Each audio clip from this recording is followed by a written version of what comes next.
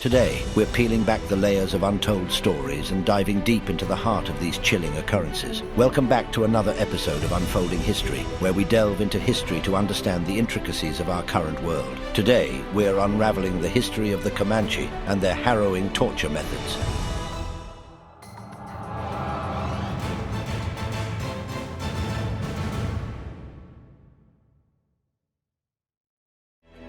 It was May 28, 1868, and Congress was in session. They were discussing an Indian appropriation bill when James M. Cavanaugh, a member of the House of Representatives from Montana, made an infamous comment. "I have never seen in my life a good Indian, and I have seen thousands, except when I have seen a dead Indian." This was a time when the United States had finished the bloody Civil War and was in the middle of an era known as Reconstruction. But another war of sorts was underway. The United States government wanted to clear the West of Native American tribes that stood in their way. The government and big business dreamed of an American that expanded from coast to coast. There was gold and silver to be found. There was a railway to build. There was land that provided essential resources like timber and copper. Native American groups still roamed the American West. Would treaties be the solution? Was fighting the solution? Cavanaugh was by no means a peacemaker. "I believe in the policy that exterminates the Indians, drives them outside the boundaries of civilization, because you cannot civilize them," said Cavanaugh. Cavanaugh was not the only person to hold that opinion. Some believed in making peace. Treaties were made between the US government and various tribes, but they would be broken time and time again.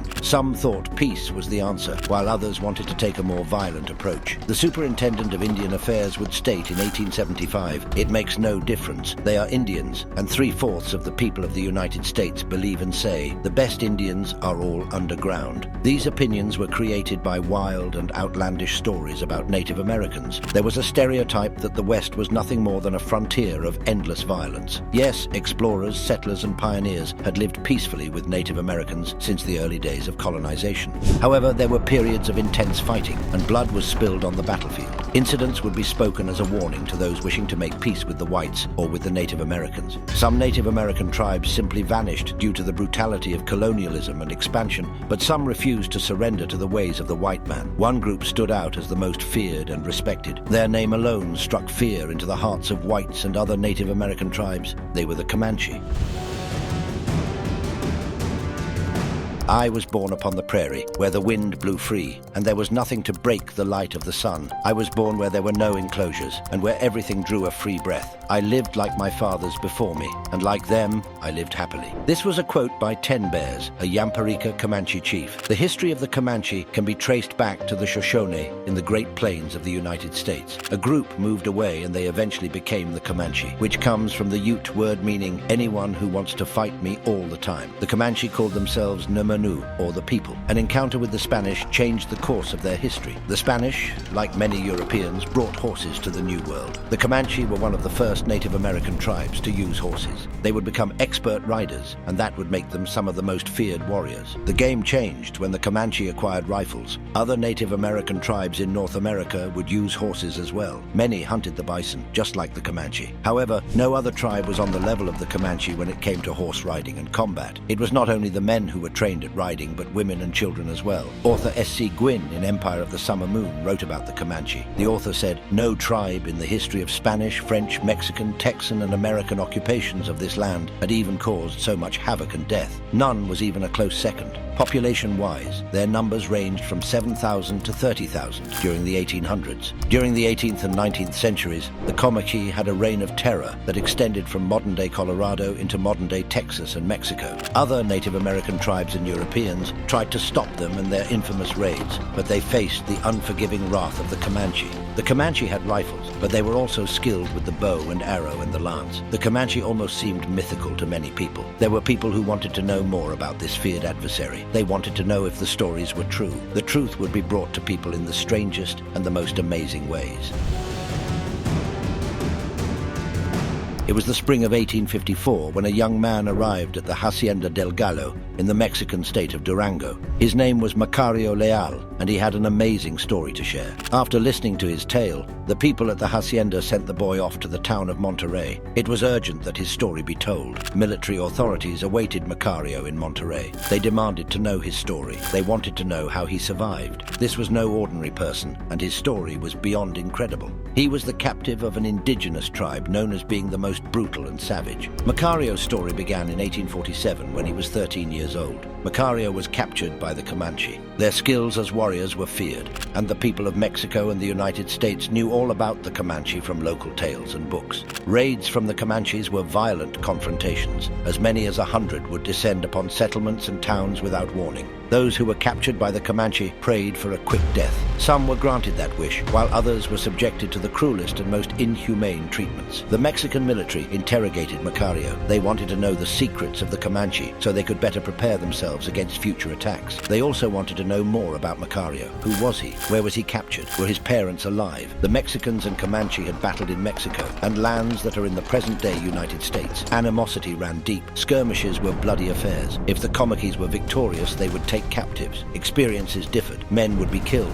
The same for infants. Young women and boys were usually taken. The boys were brought in to be incorporated to the Comanche. Diseases like smallpox and cholera had depleted their numbers during the 1840s, so captives were important. Life was brutal for these captors, especially Macario. He was forced to watch his brother be killed. Macario was seized and then brought to live with the Comanche. The first night he was there, Macario had to partake in a dance where his dead brother's scalp was on full display. This dance supposedly was done to honor the return of Comanche warriors. There were some cases where the captors had to hold the scalps during the dance. From there, things became incredibly difficult for Macario. The Comanche gave orders to Macario. He was to take care of the horses and follow general orders. Beatings were common for the smallest infractions. Macario lived in a state of constant fear. These beatings were dished out as a way to test the toughness of their captors. Could the captors trust this new person? Would they assimilate and follow orders or be a problem? Problems would be eliminated, but the tough would survive. Macario learned the Comanche language in a year and was invited on a raid during that first year. Prestige was to be gained during these raids. People like Macario were to take whatever they could and redistribute them to the tribe. These actions earned the captives high praise. The acquisition of wealth allowed these captives the ability to marry a Comanche woman, which earned them acceptance into the Comanche community. He also noticed some behaviors following the death of Comanche. Macario saw men cutting their hair and women who shaved their heads. Some women would gash themselves. The servants of the deceased would have their ears cut off. He also noticed that some women who had left their husbands had their noses cut off in certain situations. Although Macario had been accepted, he eventually escaped.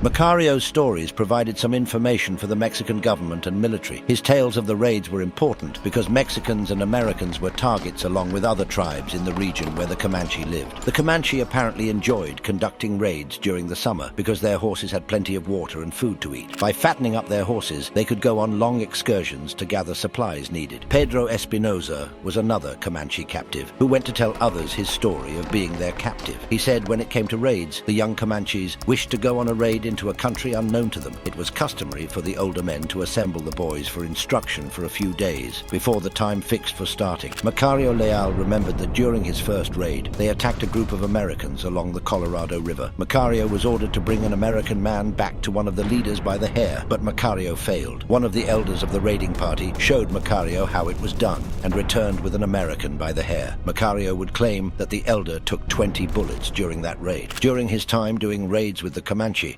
Macario was shot 7 times, and the extent of his wounds were never disclosed. If Macario was willing to face gunfire in raids, he must have earned his keep with the Comanche. Macario recalled the Comanche would invite others to go on the campaign. They played drum music and dance around a hide that they hit with little sticks. Once they have gathered, they march daily until they reach the place that they want to attack. Although raids included the murder of people regardless of gender and age, there were reports of horrific attacks on women. These attacks done by one person or multiple people to a female. One woman told a story in 1933 about her time as a Comanche captive. The women in the tribe welcomed her by whipping her mercilessly. Another woman found herself on the receiving end of vicious blows from the Comanche women. Like Macario, this woman was being initiated in a way where her toughness was tested. Macario Leal even had a troubling story involving one of his earliest meals with the Comanche. They had slaughtered some cattle and gave Macario some cooked meat to eat. He was forced to eat the cooked meat until he felt full. A gourd of water was then given to him, and he had to drink it all all.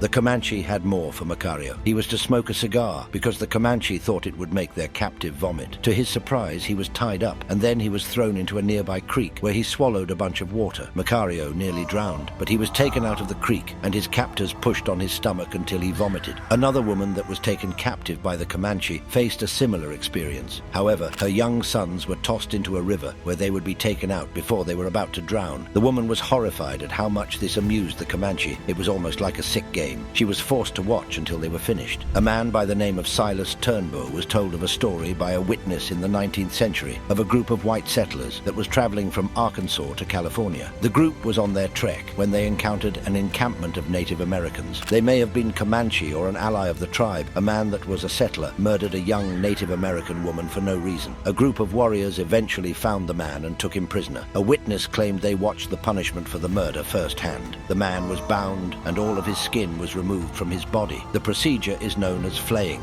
It was reported that the skin was taken by the tribe while the settlers had no choice but to bury the remains of the murderer. Macario also recalled that the Comanche had games they would play. Their games are horse races, ball games. They play the ball with curved sticks. Women play it with their feet. These tales are from the survivors. Who knows how much is true and how much is exaggeration? They were able to be part of the Comanche tribe. Some were freed while many escaped. While the Comanche were feared, their days were numbered. The Comanche signed a treaty with the United States government in 1865. A year before, they had battled the United States Army under the command of Colonel Kit Carson. White settlers were making their way along Comanche land in the Texas Panhandle. This did not sit well with the Comanche. They attacked the settlers regularly. The army was called in to protect them. Carson was given orders. You know where to find the Indians. You know what atrocities they have committed. You know how to punish them. They must be made to fear us, or we can have no lasting peace. He was told not to harm women and children, but he was given some sort of leeway in that situation. It was November 1864 when Carson and some 400 men attacked a Kiowa encampment. These Native Americans were allies of the Comanche. Carson and his group burned down their encampment. Survivors fled and warned the Comanche. The Comanche put together a party of some 1,400 men, including the Kiowa, to attack Carson, who found refuge at an old trading post. They made their attack on Carson, and a battle was underway. At one point, more Comanche and allies arrived, making their numbers close to 3,000. Carson's unit was armed with cannon, and it gave them an advantage. However, their advantage did nothing to stop the advance of the Comanche and their allies. Carson was impressed by the Comanche and said they acted with more daring and bravery than I have ever before witnessed. He would also note the Comanche were repeatedly charging my command from different points, but invariably with great loss. At one point, Carson had no choice but to retreat. Following the battle, the Comanche and the United States would try and coexist under treaties. The treaties stated that land would be provided to the Comanche and other tribes, and those lands would not be inhabited by whites. Also, provisions were to be provided to the Comanche. However, whites violated the treaties and illegally settled on their land. The bison they hunted were hunted for game by whites. Relations turned ugly once again, and by 1874 both sides were in an all-out war. It would be known as the Red River War.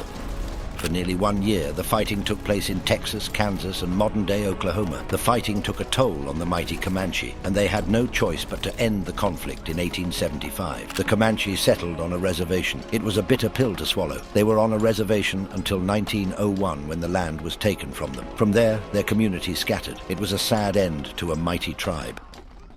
As we wrap up today's episode of Unfolding History, we see how the past shapes our today. The stories of the Comanche show us the many sides of people. Thanks for being with us on this journey. Don't forget to like, subscribe, and comment on what you want to see next. Until our paths cross again, this is Unfolding History signing off.